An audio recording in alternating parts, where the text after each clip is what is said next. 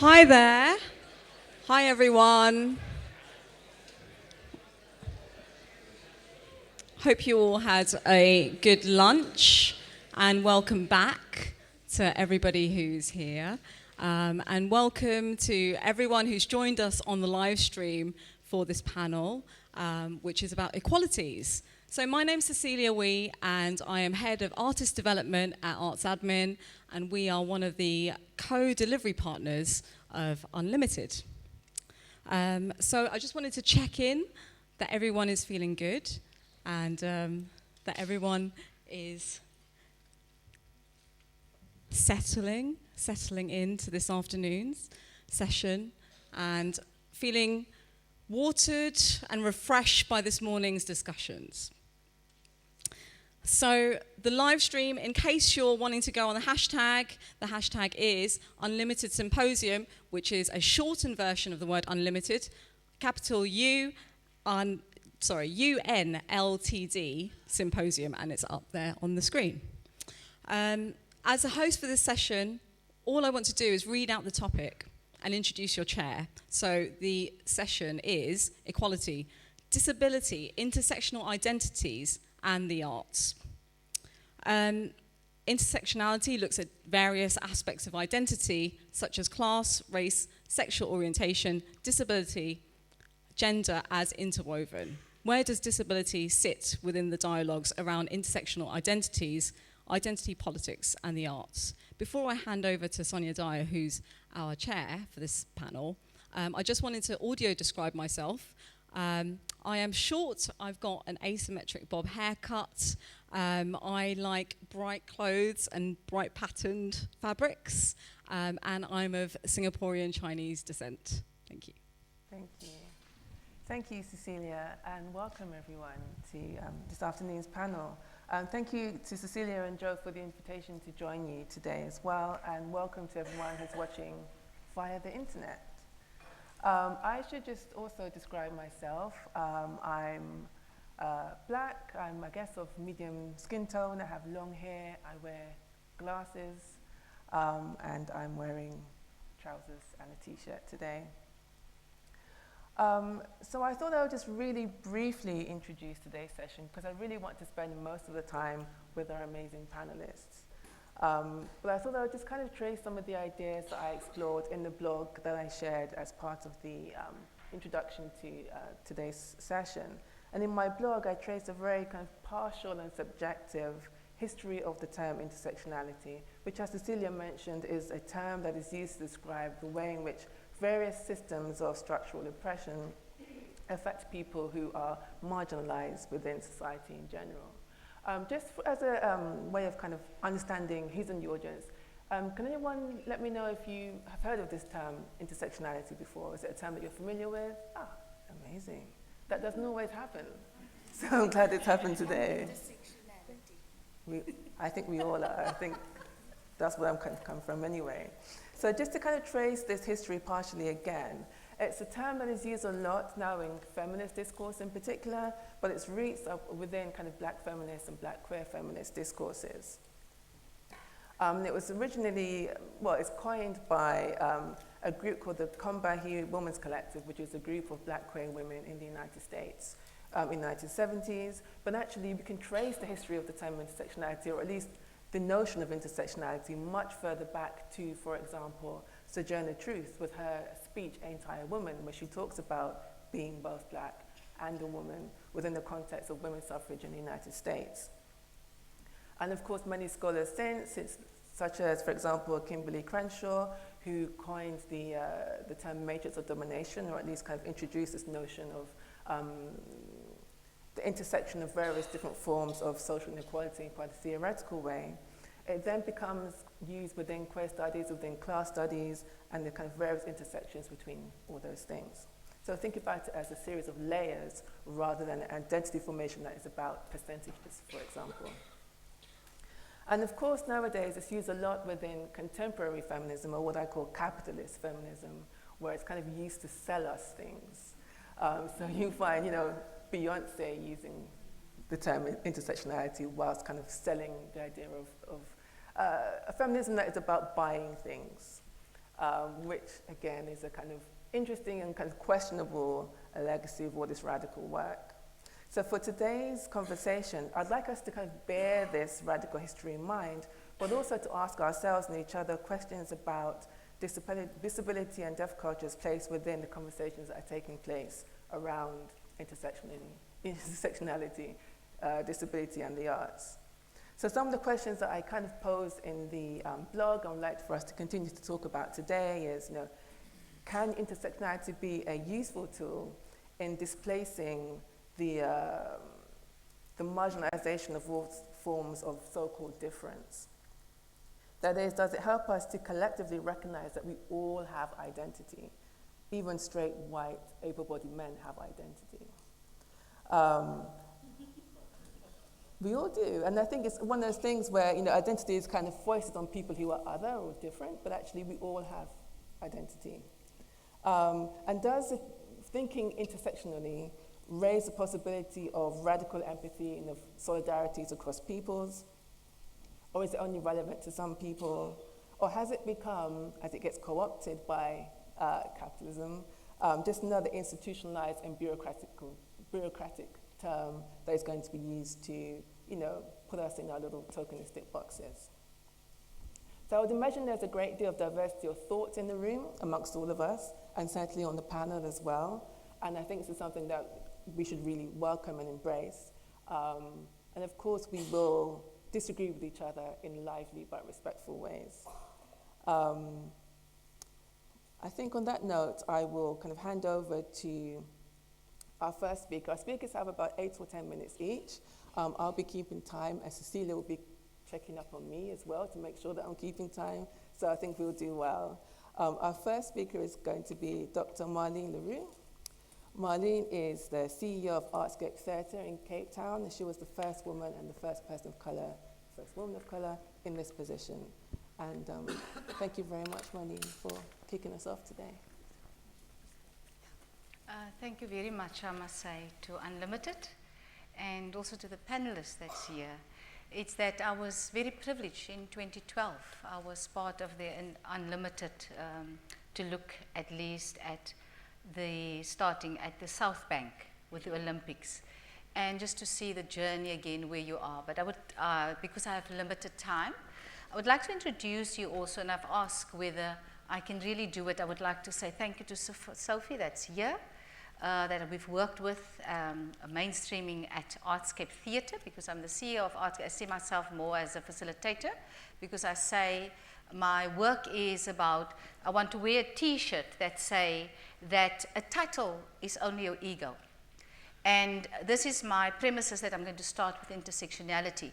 I would like to say thank you also to the organizer of the Dada Festival that I had the honor, I've written a book in 2015 about Look at Me, with women with disabilities, and in particular to make women with disabilities that is empathizing, but also is the epitome of intersectionality.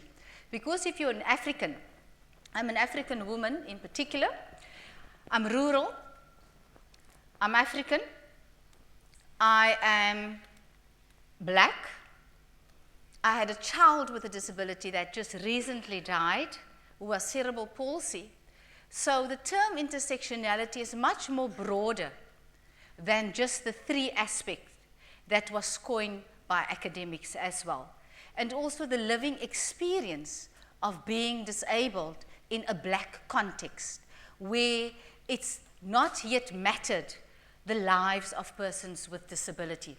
And I contracted polio when I was 3 months old, because as I'm sitting here, I'm actually the dream of the new South Africa, because I grew up in the apartheid era. I can still smell the taste and the feel of where it is non-black and whites only that can enter the hospital. And those are the contexts that I'm talking to you about. Then we need to look at the disposition, and afterwards I would like to ask Cecilia if it's possible, that I would like to end off the session, if it's possible, because I would like to sing something for my son, because I think he was the light of so many mothers, so many parents, so many societies that I will end off with. So this, the book that I've started, Look at Me, the slide in particular, these women's lives were not easy. 4 of them died already because there was no resources and equity. Equality and equity means that we can be equal, but if I don't have the equity of resources, then we are not equal. And that is what we need to come to understand. With this brace that I have on, which cost me 60,000 rand, it's a lot of money. If that child is from the rural area and it's a woman and has no access to equal education, equal resources, how on earth can we talk about equality? And how on earth can we talk about equity? So you can't not put equality and equity together. I'm not yet even starting to talk about mainstreaming. It's a mindset globally that needs to change. Intersectionality. The next slide in particular, multiple identities. Oh my good grief, I just want you to smile. I'm talking to you as a human being. First of all, I want to be a human being. And to be ordered to be human being, I need to be given resources. I need to be first to be enabled, I need to be put in the middle. Am I correct? Comrade, I'm going to call you comrade because we are comrades. Our challenges have not changed because we're just here at Unlimited conference. Our challenges is on a day-to-day basis. I suffer post-polio syndrome. That's the 5th intersectionality. As you grow older, polio doesn't disappear. Polio gets worse. And that is what I want to say in itself, comrade, is that it's multi-layered. It's just not one aspect that we can talk about. So if you can see, it's about racism, it's about sexism, it's about classism, it's about colonization. My good grief. Decolonization. Just to come here, I need to pay a lot of money for my visa. I was not even yet here. You may laugh, people. And what is so important is to look at what is currently the resources, because even as a woman, when I've done this particular book,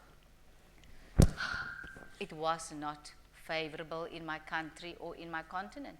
Because how on earth can I put a gay woman who is black in lingerie or stark naked?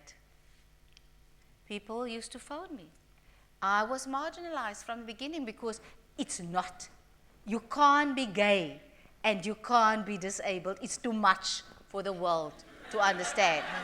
It's too much, okay?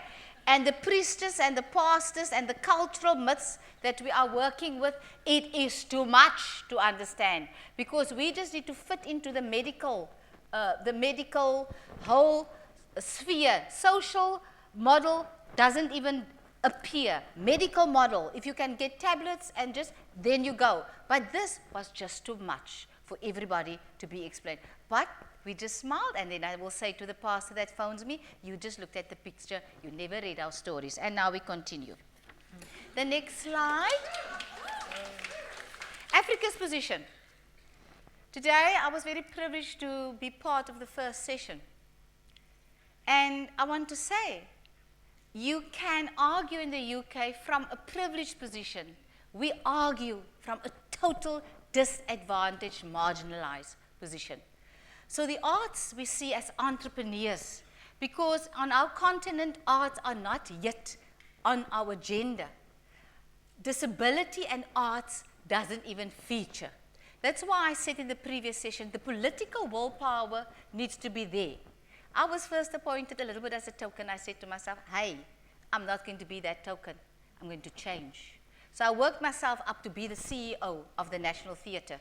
So what happens is that 80% is artists with disability, and 80% is the theatre that needs to comply to artists with disability, and patrons and audiences that needs to face that a space needs to be accessible, not the other way around. That is why I'm saying where you are, you need to make a difference if you have that power, and not being on the blame side. I'm privileged as I'm sitting here. I'm privileged. So I need to use that privilegedness in order to make that particular change. So that is what I'm advocating wherever I'm going, and I would like you also to advocate that just for you to be here, you're privileged. So what changes are you currently making in the institutions that you are there? So I would like to say in our African position, equality and inequality is huge. How are you using it? We're just using it differently. I use the government stuff with affirmative action. I am the biggest affirmative action. They can't fire me yet. I make a lot of trouble, but they can't fire me yet. Because of the intersectionality. Our laws say there needs to be a black person. I'm black. There needs to be a woman. I'm a woman. The law said there must be persons with disability that needs a job. It's me. There must be, our law say, women that is rural must get a first position. It's me. I made it known to them. I am there. But I must make sure that other women, in my case, must also have a job, must also be part of the bigger scheme of life. I can't just come to a conference like this and can't say that I am not using my power to drive things where it is. Our biggest thing in our rural areas and all over is access to transport, access to flexible transport, access to affordable transport, and education in particular.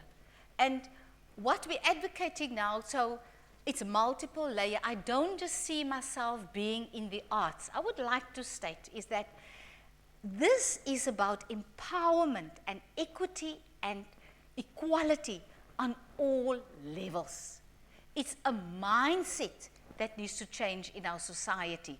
Then when we talk about mainstreaming, we also need to ask in the UK, in Mexico, wherever, is there a person that is disabled that's on that board? Is there a woman? Who is on those boards? If you're not going to do that, you're going to sit still with this question, are we mainstreaming or are we not mainstreaming? And these are extremely important questions that you need to ask. And that is what we are doing currently in South Africa. It's not easy in Africa, it's not easy in South Africa, but these are the questions that we are asking and we're driving that. Lastly, I want to say is that I have developed with my studies an African model of disability inclusion. And as you can see, it's about activism. We all are activists as you're sitting here. You all are, whether we have a penis or a vagina, you're a feminist. If you don't want to know it, you mustn't be in here. Because first and foremost, if you can't be an activist for the most marginalized persons, and who's the most marginalized person, is the young woman with a disability. She's the most marginalized person. So everybody in this room needs to become feminist. And when I talk about the intersectionality and the arts in particular, it's even more marginalized. Because it's also about all our leadership is also male dominated. And that is a change that we need to make as well. We need to say, how are we going to work together? How are we going to absorb, where we're going to say, even in our disability groups, who is leading that particular arts group? It's very uncomfortable. But if we're not going to ask those questions, we're going to ask the questions also about racism. Who's going to talk to me about black issues? I must speak about black issues because you're not in my shoes. If you're not disabled, I must lead that organization because I know my challenges. You don't know my challenges. You can be enough assistance, and I think that is the most important thing that we need to look. Oliver, there's just a little bit about emancipatory. We can become a slogan festival. We can become slogan driven. Then we have slogans without action. So it's about, for me, it's also about vision into action and driving it into emancipatory. So when I've looked at all of this, and thank you very much for the UK, for all your research that you have done, everything that you have done about disability and also about activism that's been driven to the policies that you currently have, is I could take those particular models and ask myself, how can we make it like an African model, but also research that is not just about PhD research, that is not, it's about us, but nothing about us without us. should be right through. And this nothing about us without us should be also in research basis, and not just for people to get a PhD, but what relevance is this PhD going to be at a university level to make the mindset change at tertiary level, starting from primary school upwards. We can't talk about mainstreaming of persons with disability if we're not talking about how are we assisting with an emancipatory mindset from a primary school, pre-primary school level.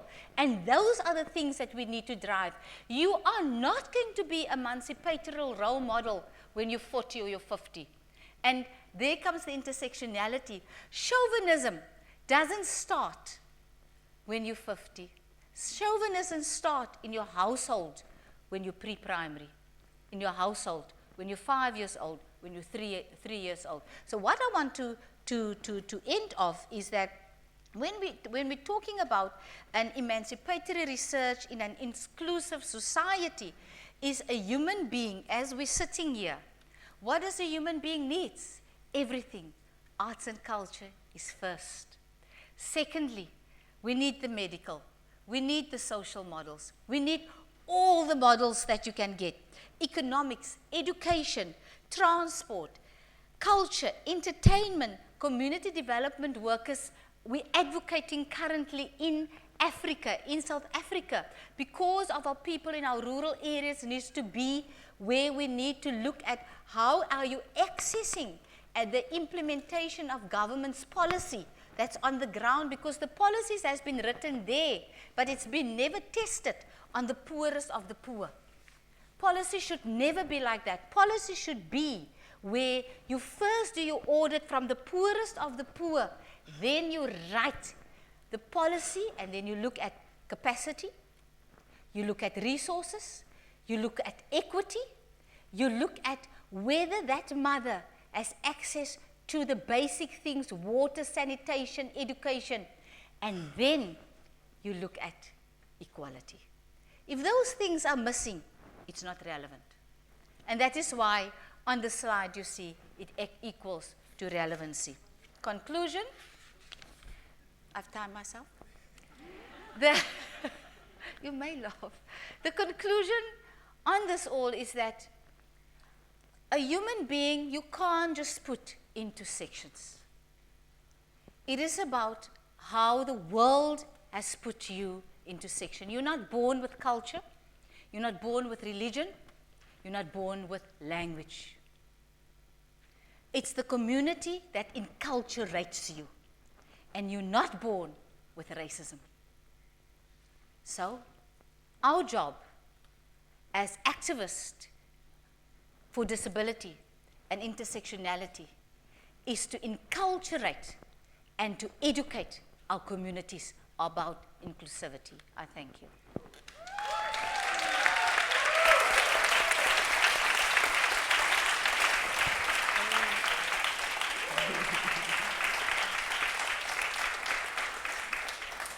Thank you so much, Marlene. When are you running for president? Oh, please. No, I must still fight the president. We're going to move on next to Tariq. So Tariq Mutuwakil, is that right? I think as long as all the letters are in the right order, I don't really mind in this country how people pronounce my surname, as long as it's kind of phonetically mostly correct. Because I can't even pronounce my surname in Morocco how it's supposed to be pronounced. So there is some give and take. Those letters, El Mutuwakil. El Mutuwakil. Yeah. Well, Tariq is producer and events manager at the Marlborough in Brighton. And he actually worked his way up to that position from being a casual member of the bar staff, which is pretty much unheard of nowadays. Sorry, I'm actually finding it quite hard to hear in this room, surprisingly. I have hearing aids. So can you repeat that? It's a bit echoey. I was just introducing you and saying... No, just the very last sentence. I was saying that you worked your way up from being a casual member of bar staff and how unusual and almost impossible that seems to be at the moment. So without further ado, I hand you over to Tariq. Okay, so hi, I'm Tariq. I'll do a quick visual description of myself. I'm wearing a cute little black onesie with shorts, some colourful shoes, and a Muslim little cap that was my dad's. And I found it at home and thought, I'm going to start wearing this. So that's how I'm looking. And a kind of contemporary necklace with triangles and lines made by a friend. So that's kind of how I look. Oh yeah, mixed race, Moroccan, Dutch heritage, about 5'11".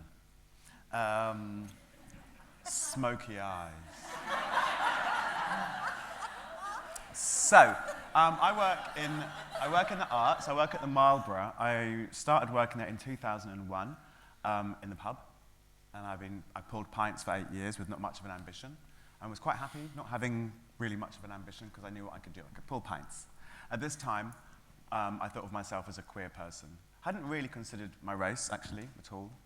This is 2001. And I felt like for a lot of people that conversation hadn't really started to bubble up yet. Particularly in the very white spaces that I was in, Sussex University, for example, especially studying psychology for some reason. So I carried on working in this pub. Lesbian, it was actually mostly known as a lesbian pub. And over the course of 8 years, well, actually by 2008, basically, I decided after a very exciting festival, or summer of festivals, to take over the theatre with no theatre background. It was very much a kind of thing of just like, let's just see what we can do, what we can make happen. And I think that kind of spirit has stayed with me, was just kind of always been there. I'm fortunate for it, I think. And actually maybe because of that spirit, I've kind of maybe progressed in ways without realizing what barriers there were ahead of me.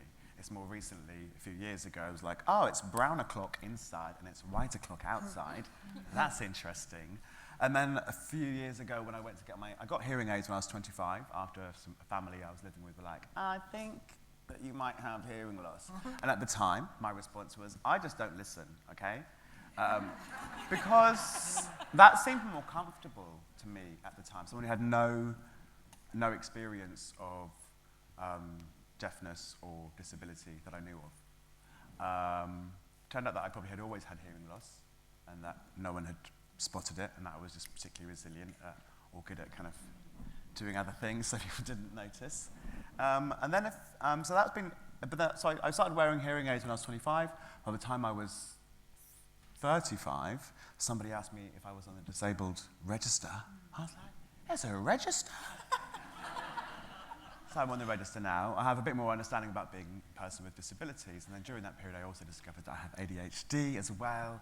Mash those two things together, you're really needing to concentrate to hear, and a concentration that is very wiggly-woggly creates some quite interesting intersections within disability. And that's been quite interesting for me recently, thinking about intersectionality within disability and how those two things create a whole new separate thing. I found it surprisingly hard to find any writing or people who have ADHD and hearing loss and can tell me about these things. So it was a lot of it my own personal journey of having to discover some certain things. One of the things I think that comes out of this particular intersection is something I call radiotaric, which is because it can be so hard for me to concentrate and hear what people are saying, I've learned, and I also am really sociable, I've learned how to kind of go into radio mode and every now and again take calls from the audience and then go back into being a radio host.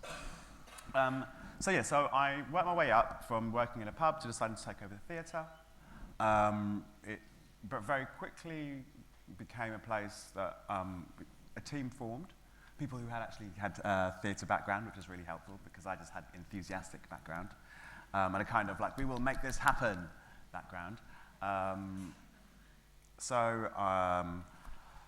We ended up as a queer theatre very quickly, and over time, it took a little while, it took a few years for us to kind of really get to know our queer identity, to recognise that queerness isn't this white thing that it looks like in Brighton, actually. And that by some of the work that we were presenting, some of the stuff that was coming up was actually exclusive to some people. It would make some people not want to be there or feel uncomfortable due to cultural appropriation, for example, which in 2010 was a new conversation again for our venue. And a really good challenge to be pushed up against. What I've kind of really tried to instill in our organisation is that when people challenge us, we listen. It's quite simple. And I think it actually is something that organisations and people and anyone with any kind of power or responsibility could do if we just listen, assume that the person knows what they're talking about, that they're not lying to you, that their experience is genuine. So we try and do that as much as possible within the Marlborough. I think there's always more to do. So I guess over time we understand ourselves as programmers and producers, that we only will present work that has an intersectional perspective, or that an intersectional perspective has been kind of cast over it. So when someone comes to me and they have a show about feminism, for example, I program the Fringe Festival in my venue. So when someone writes to me and they've got a show about feminism, I will make sure that it's not a brand of white feminism that has mostly been put out in the world, I want to make sure that with the work that comes in, marginalized audiences are not going to be the ones who feel terrible in the room, or that might end up at the butt of a joke, of an ableist joke or a transphobic joke. And so there's been a much more intersectional perspective about how we look at things. And that's also kind of brought me to understand, I guess through intersectionality, understanding myself in many different ways. I'm also understanding myself as a whole authentic person. What parts of me make up the whole authentic thing, and who I am when I'm all of my parts put together, and I'm not hiding any of those parts. I'm not hiding the superpower that is my ADHD, or I'm not hiding my queerness or my amazing cultural heritage. I'm not trying to push any of those things. They're all present and everything is valid. I'm not hiding feminist or anything as well.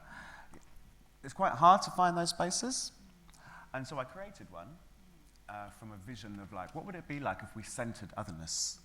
What if we celebrated this whole feeling of being treated when you're, as you said earlier about too much, or too much.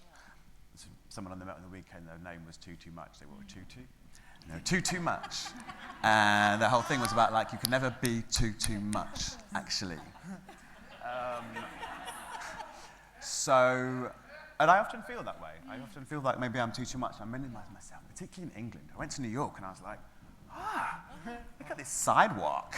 I can like leap all over the place.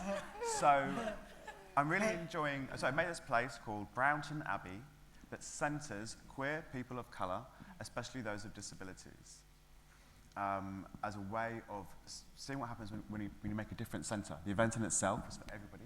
Anyone can come. But it centers a particular group of people and says, this is our space. You are welcome.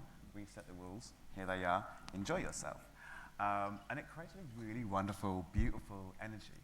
Like people, it gave a lot of freedom. There was a lot more play there. It was experimental. It was a really mixed crowd. So I'm really personally at the moment very vibed by this whole thing of creating a weird. Brownton Abbey is an Afrofuturistic, space church-themed performance party for queer people of colour, especially those with disabilities, and I love it. The other day, I did something with Unlimited that was a section of that was even more focused on people with disabilities and learning difficulties, and babies, and adults with learning difficulties, and everybody was together having a weird alien space rave together. It was edgy and fun. I just want more of that in my life. That's me, and that's kind of what I'm thinking about at the moment. Thank you.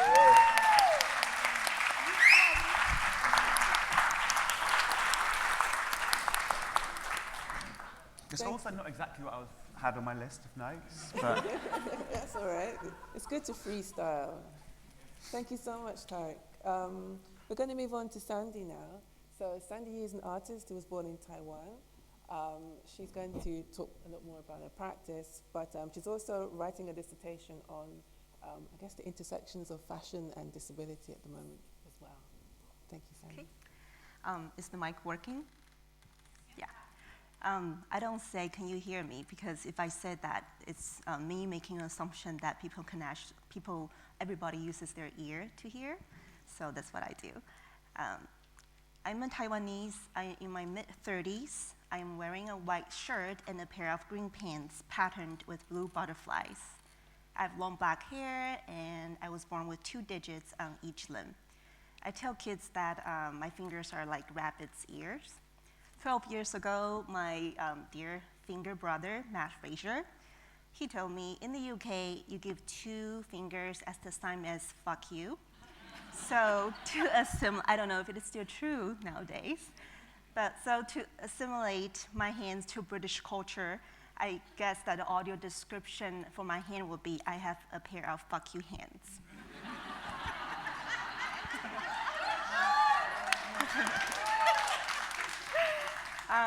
I'm a cisgender disabled woman artist born and raised in Taiwan. I went to the United States as a high school exchange student. I then stayed in the States for the rest of my education. Since 2006, I have worked in the arts, art therapy, disability activism, disability studies, and arts administration in both Chicago and Taipei. As someone who has navigated her multiple identities within multiple cultures and locations, I cannot emphasize enough how context matters.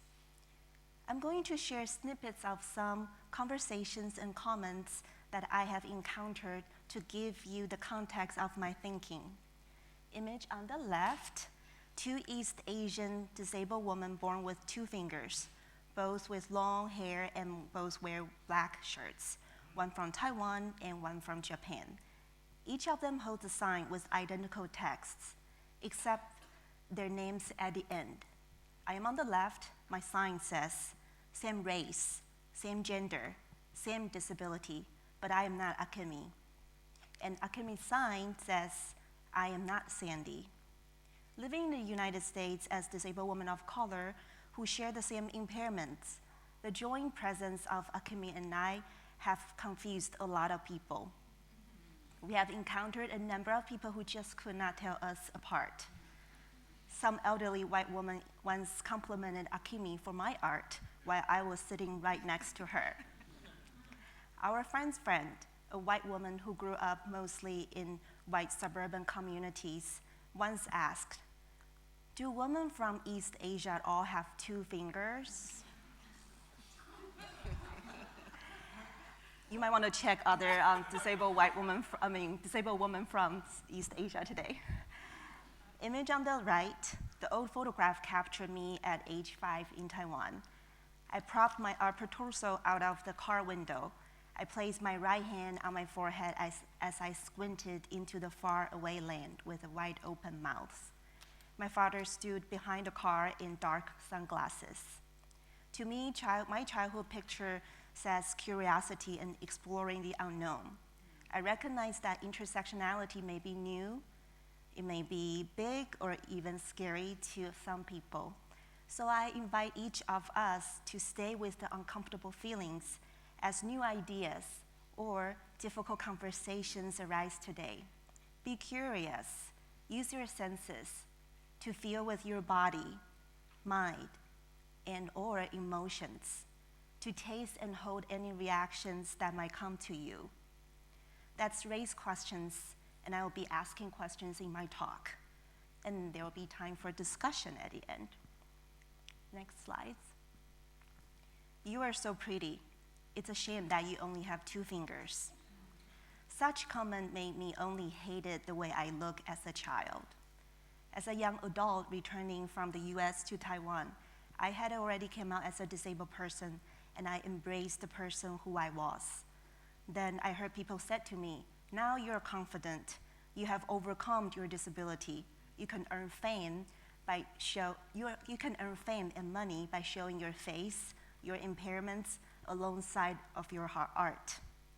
It took me a long time to connect with my identity as a woman. In the US, I was privileged to be surrounded by radical disabled and feminist activists who taught me to be vocal, to be expressive, and to be angry at injustice. In Taiwan, my sense of social equality is often watered down. People said to me, oh, you're so optimistic about disability. You're just like the Americans, which is a quite stereotypical portrayal of American pop culture. When talking about self-acceptance as a part of the confronting the marginalized experiences, why do people assume that such identity formation is only individuals' psychological adjustments? How about social expectations that fall on disabled women of color? How about the expectations that fall on disabled women. Slide 3, next. Is there any disabled performers in Taiwan? I asked a cisgendered male producer and director. He paused. Yes, but we don't consider him as disabled because the work he produces is just as good, meaning as good as the non-disabled artist. He added, we just look at his body as a body on stage. Bodies are never just bodies on stage. I wonder, will the art producer change his response if the disabled performer is a disabled woman, a disabled and transgender person, instead of a cisgendered disabled man? How would it be possible to read man's, woman's, and trans body only as a body on stage? Is high-quality artwork an indicator for disabled artists to pass as able-bodied artists? A theater staff asked a non-disabled and cisgendered male art director for advice on disability terminology before a public forum. She asked, teacher, so this is the way that Taiwanese pay respect to speakers, professors, or people who have seniorities in their fields. Should we avoid saying disabled altogether? We don't want to make our audience uncomfortable. So he responded, well, let's just talk about art. Meanwhile, a self-identified disabled queer woman artist and I, two crips with apparent disability, sat at the table. As I interjected my thoughts as a politicized crip to the conversation described above, like I was writing, so I'm like right above, the room got quiet. Did I not know my place? Did I not know that I was considered young and ought to be quiet about my thoughts, especially in front of this senior arts practitioner? Of course I did. Did I make them uncomfortable? I probably did. Growing up in two cultures with my identity as a disabled woman artist, I quite often have to work through the uncomfortable feelings about other people's uncomfortable feelings about me. If my presence is meant to make people uncomfortable so we can start a conversation, I might as well do a good job and keep making people uncomfortable. Next slide. A white Caucasian woman who is a professional arts administrator and an expert in accessibility in the arts. She was invited to speak in Taiwan. Prior to her departure, she told a colleague of mine that Taiwan is really backwards for lacking access in the arts. Then she informed me that there's a huge budget for her talk and workshops. And I said, I'm glad to hear that there is funding available because whenever my colleagues, local disability activists, and I asked for support, we were always told that there is no money. I guess that I might have killed the conversation by stating the truth. She paused for a moment and said, anyways, it's an international free trip for me. I was speechless and appalled by this person's insensitivity and the way that she carries white superiority into the context of international exchange. For us, disabled people and disability allies, fighting for access is our activism, our life. It's never just a free international trip. Today, Unlimited Symposium has brought us all here. Next slide. I'm raising the following questions, and there are also things I'm still unpacking. How do race and class play a role as we share knowledge about access in the arts? And to revisit the snippets of the conversation in my talk earlier, what does that mean when arts practitioners in power take out the intersectional identity out of the art or the artist? So here's my talk. Thank you.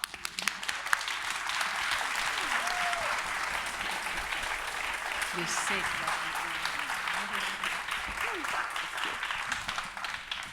Thank you so much, Sandy. Thank you. So much to think about.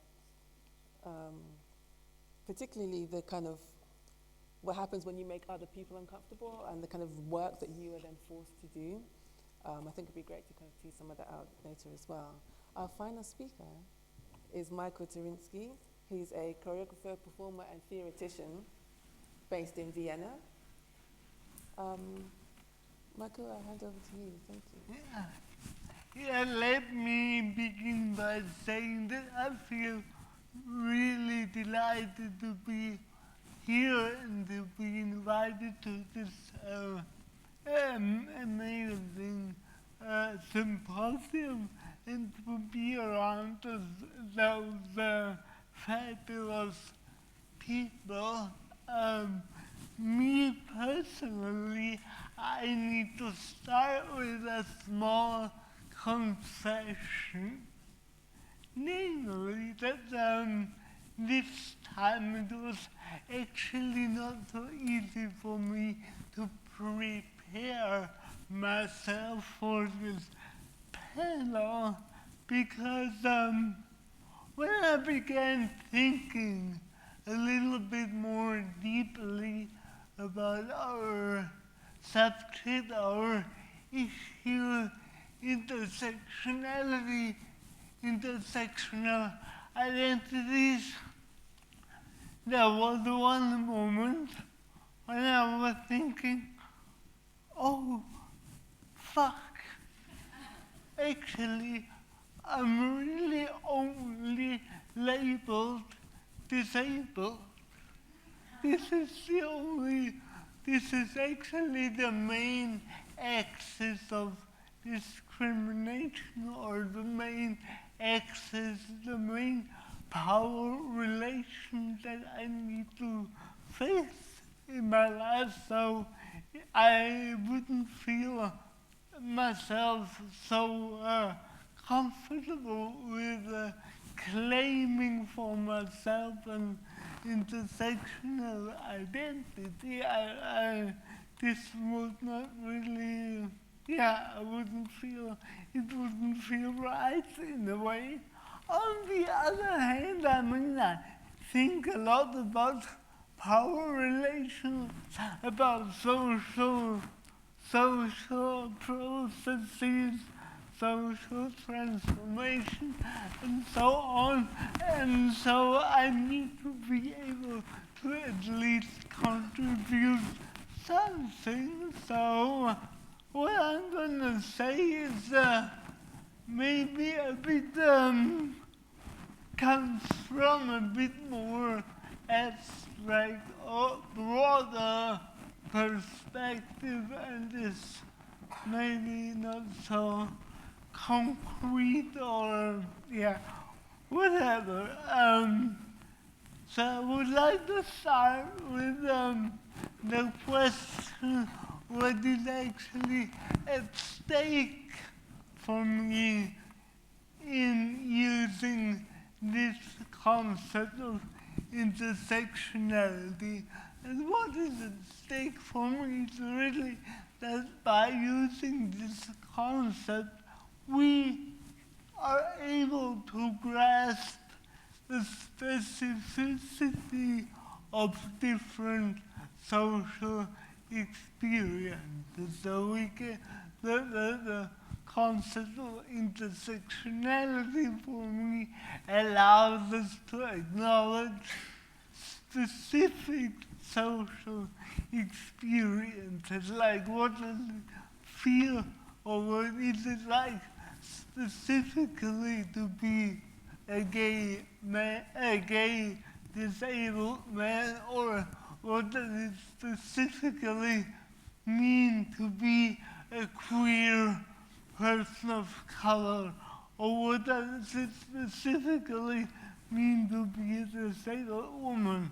So this is for me what's actually at stake in this concept. On the other hand, of course, there are also more problematic uses of the term intersectionality. On the one hand, it can trick us into constructing kind of hierarchies of victimization, like hierarchies of who is more oppressed or who is less oppressed, and that would be for me an uncritical or problematic use of the term. And the other problematic use would be to construct a kind of whole monolithic story of oppression. Like, for example, I want to share with you a memory. A couple of months ago, I worked on a piece with 3 different performers, and I wanted to open up in the process a conversation about the resonances between our experiences of oppression. And then Damo, a queer person of color, they told me that they actually feel quite uncomfortable within conversations about intersectionality. Why? Because what they were saying is people include me into their own story of oppression. And I don't like that. I really don't like that. And that was a very important learning lesson for me, to be careful with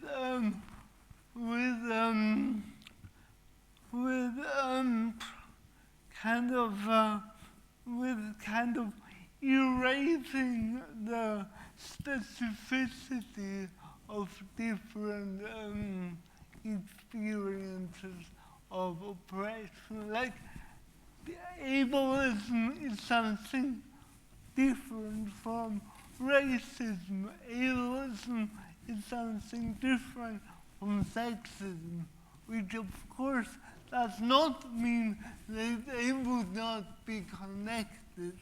Of course, they are connected deeply, but they are not the same. They still have autonomy, all those different relations of power.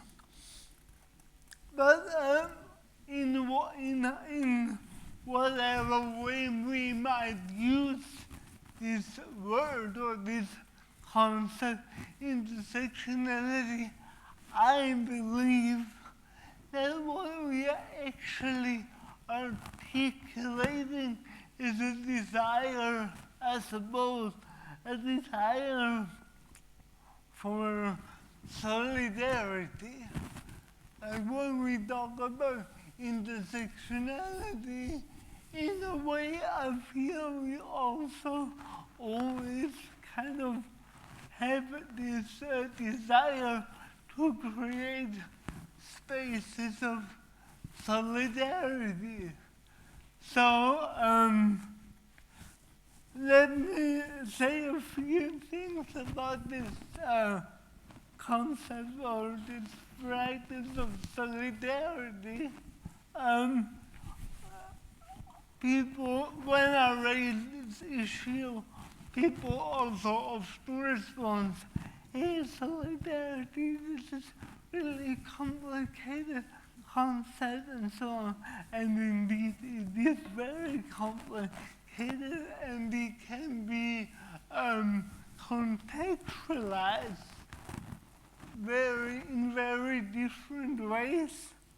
What I would like to do is to contextualize solidarity within some ideas about or around communism.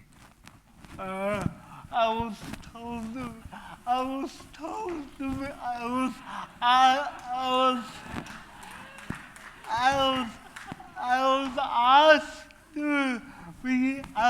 asked to be provocative. Yes. So, Yes. so let me, I would like to start with a quote, and then I will comment it. So the quote is by a French philosopher called Etienne Balibar. I appreciate him a lot, and I'm going to read a small section for you. So what he's writing is a quote. The communists are certainly participating in organizations and in the organization of movements, campaigns, or struggles, because there is no effective politics without organizations. However diverse their figure can or must be, depending on the concrete objectives. But they are not building any organization of their own, not even an invisible one. They are rather de-organizing the existing organizations, the very organizations in which they participate, not in the sense of undermining them from the inside or betraying their friends and comrades in the middle of the battle, but in the sense of questioning the validity of the distances and incompatibilities, very real most of the time, between different types of struggles and movements. In that sense, they essentially perform a negative function in the form of a very positive commitment. So this quotation resonates a lot with me, and also because in my work as a choreographer, there is a long tradition of defining choreography as organization of movement in time and space. Now, when I connect these two ideas, then I became more articulate in my own desire as a choreographer, which lies precisely in, for me, de-organizing choreography as a way of organizing movement in time and space. So the point for me as a choreographer is to de-organize choreography so that a radical variety of bodies can come together within one space. But this coming together of bodies of radically different bodies, this coming together is possible precisely only by and through de-organizing established ways of organizing movement. So this was my primitive point.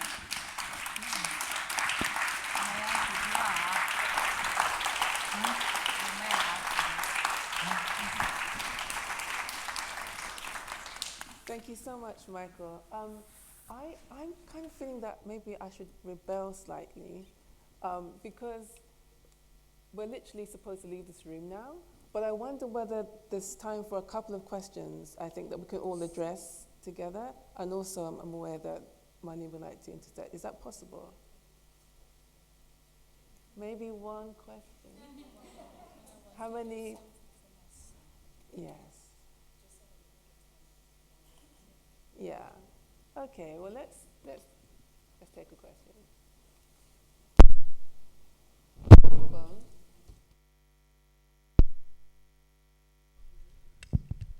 Hopefully we'll be able to have more time for discussion in our breakout groups. And we'll be, all of the panelists will be going into different places, so we'll be able to kind of ask more of the questions and do all that then. I just want to thank you for your labor. I think this is one of the key things, particularly thinking about intersectionality and thinking about people of color, disabled people, like the multiple intersections, the amount of labor it takes to do that work, particularly this time. So I just want to say thank you for that, because I think in these spaces, these voices are voices that are necessary and essential in building a kind of sustainable ecology around what diversity supposedly should be. And I think intersectionality is one of the key moments and mechanisms. I guess I want to ask you to think about what happens in the act of dealing with the labor of that. Because as you talked about everyone being activists, I don't know if I have the energy and effort to continue to be that active, nor should I continue to take on that. And I think that's one of the things I think that comes with thinking about the nuances of intersectionality, is the weight of the labor that comes with talking about this work and doing the work. And so I wonder how we might address and navigate dealing with intersectionality in a way that does not put the labor on those folk who continue to be the people who are the driving force of having the conversation. That's kind of what I want to ask and offer.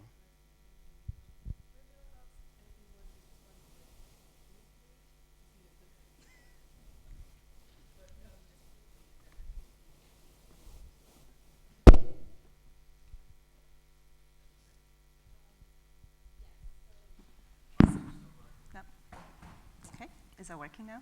Yeah. Okay. So the image of me and Akemi, that was our way to address the emotional labor, and because it's always really exhausting to educate and to be expected to educate and to be patient with people who are from more privileged identity groups. And my personal strategy has been transforming from, yes, I want to make art so people can appreciate me as a human being, as a person, but not talking about disability. Two, yes, I just want to talk about my disability, but I'll also right now I'm like, you know what? I don't really care about non-disabled people. I'm just gonna make art for my own people.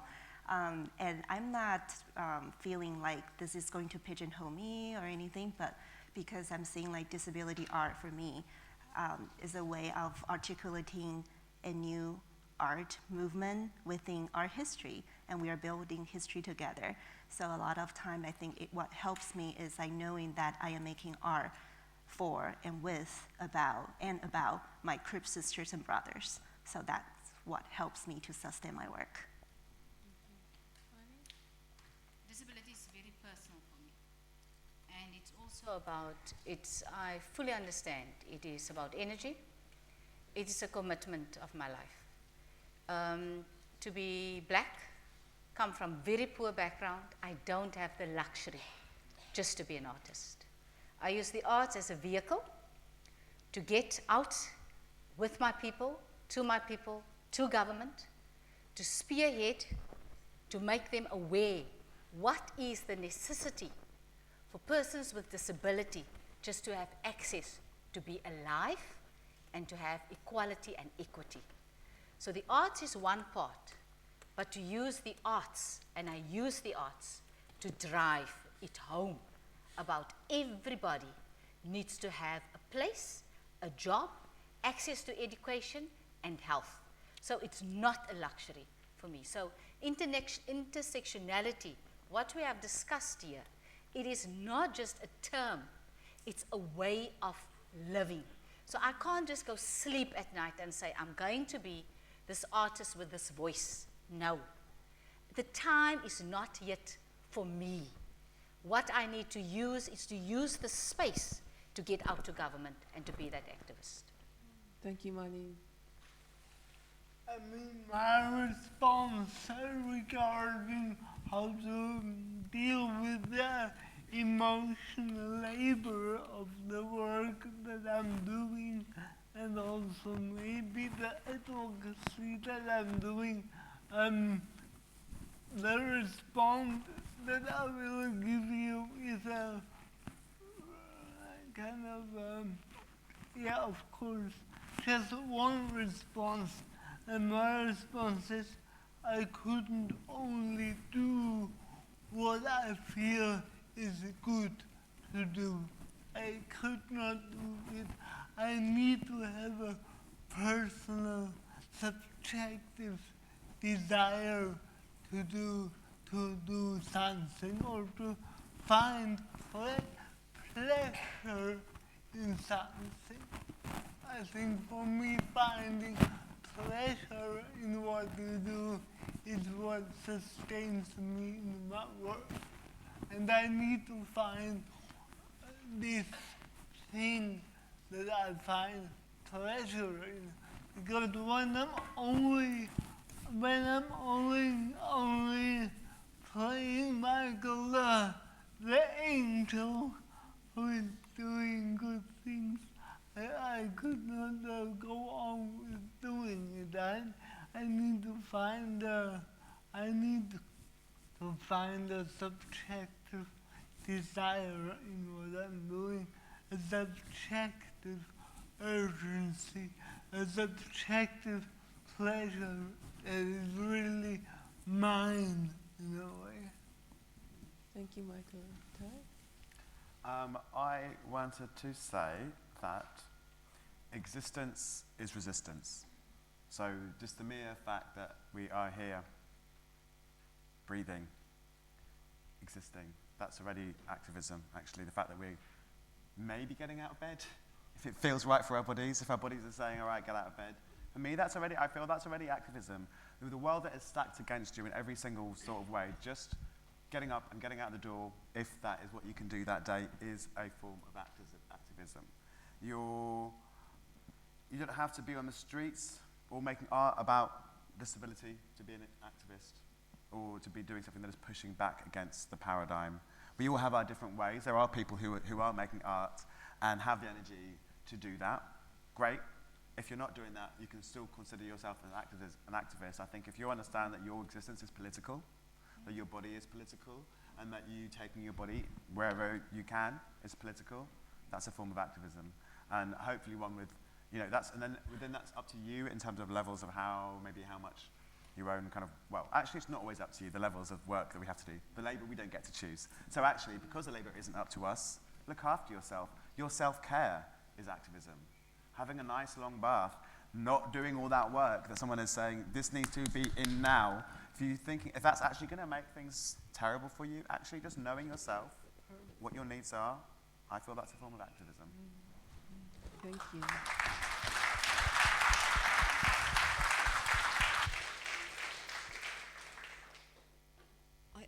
I think that we have to, in the spirit of self-care and collective care, I think we have to break now. And we're going to give Marlene an opportunity to sing later. Definitely. But my son died just before his 16th birthday, and I just want to share that with you quickly, because I think it's so important that people asked me when my son died, and they said to me in particular, and it's so about this, what we talked about, is that he's in a better space. They forgot that I was his mother. And the reason why I'm sharing this with you, because it's a safe space. It's the words that you say, people just so tell you. And he was my light. And I want to end off the session, because I've asked whether I can end off the session. And just to sing and to say that the light was within him. And not because he was disabled that he was special to me. I just want to make it very clear. When you're disabled, it doesn't say you're special. He was a human being. And he deserved to be on this earth. And that is why I wanted to end the session with this. Môre gaan die son weer skyn, ligwolke sal dan verdwyn. Adam sal die lig weer wees, want hy is mos 'n koningskind. Môre sal die son weer skyn, miswolke sal dan verdwyn.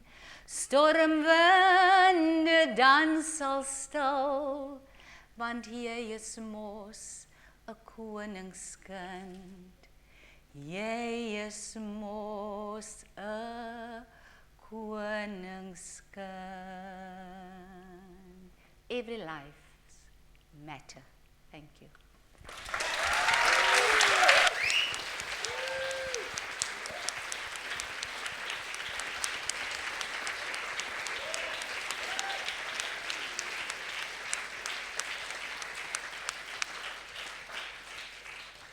Thank you so much, Marlene, for sharing that with us.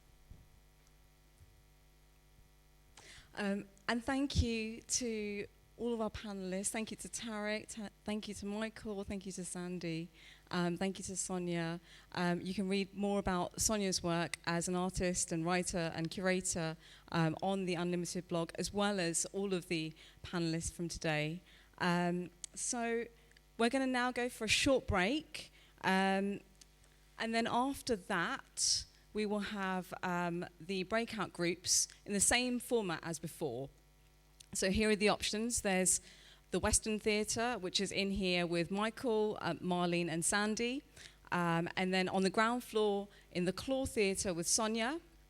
And then upstairs on the top floor in the foil rehearsal room with Tarek. And then downstairs with me in the basement in the JLR meeting room.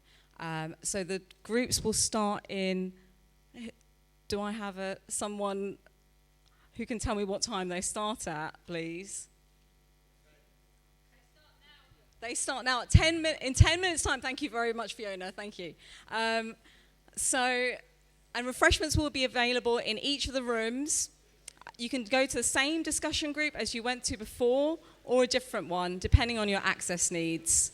And also, if discussions aren't your thing, then you can go and find a collaborative art installation in the ground floor, dressing room, as well as the cards for inclusion downstairs in the basement. Have a good break. See you soon.